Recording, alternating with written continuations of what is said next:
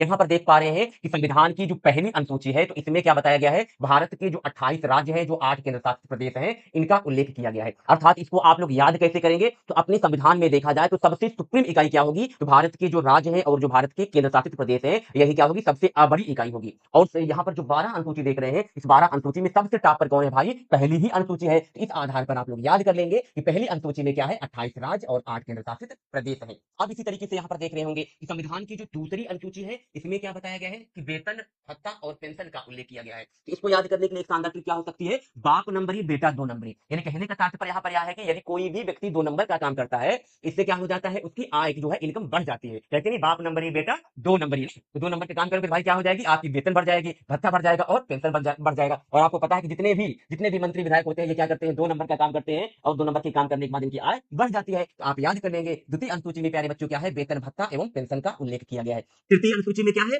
सापाथा। सापाठो, यानी कि यहाँ पर 3 देख रहे हैं और यहाँ पर भी क्या आ रहा है, 3 शब्द ही आ रहा है। अर्थात तृतीय अनुसूची में प्यारे बच्चों क्या हो जाएगा, शपथ का उल्लेख हो जाएगा। अब देखिए चौथी अनुसूची में क्या है, राज्यसभा में सीटों का आवंटन है। तो राज्य जो सभा होती है, राज्यसभा में कैसे सदस्य होते हैं, जो वयोवृद्ध सदस्य होते हैं वो राज्यसभा में बैठते हैं, और जल्द ही जो बुजुर्ग सदस्य होते हैं, इनकी क्या हो जाती है, चौथी होती है। अर्थात चौथी अनुसूची में क्या है प्यारे बच्चों, हो जाएगा राज्यसभा हो जाएगा। इस तरीके से आप लोग इसको याद कर लेंगे आसानी से। अब देखिए पांचवी अनुसूची में क्या है, एससी। एससी मतलब क्या हो जाएगा, अनुसूचित जाति का प्रशासन के विषय में बताया गया है। ये भाई क्या है, 5 अंगुली है, ये बराबर है, कोई अंगुली बराबर नहीं है। अर्थात पांचवी अनुसूची में क्या हो जाएगा, अनुसूचित जनजाति हो जाएगा। 5 में क्या हो जाएगा, ये 5 अंगुलियां बराबर नहीं है।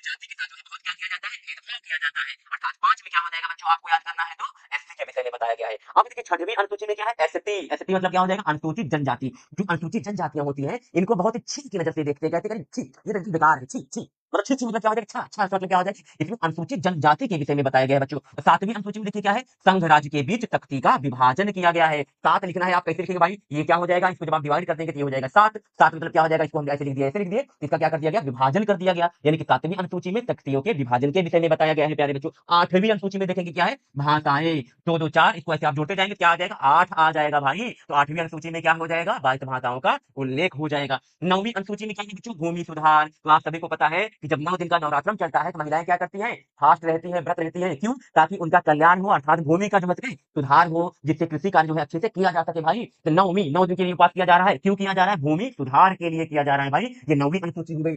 अब देखिए 10वीं अनुसूची में क्या है बच्चों, दल बदल दा द वी दा दा। 10वीं में क्या आ रहा है, पहले दा आ रहा है, फिर सा आ रहा है भाई। दस क्या हो रहा है, दसवीं हो रहा है, दस क्या हो रहा है, दल हो रहा है। तो 10वीं अनुसूची में प्यारे बच्चों दल बदल हो जाएगा। 11वीं में देखें क्या है, पंचायतें हैं। पंचायत की बैठक कैसे होती है, एक और एक लोग जब मिलकर बैठते हैं तभी पंचायत हो पाएगी। अकेले आप आएंगे तो एक लोग से पंचायत नहीं होगी, पंचायत होनी है तो एक एक लोग आएंगे साथ में तभी पंचायत होगी। तो 11वीं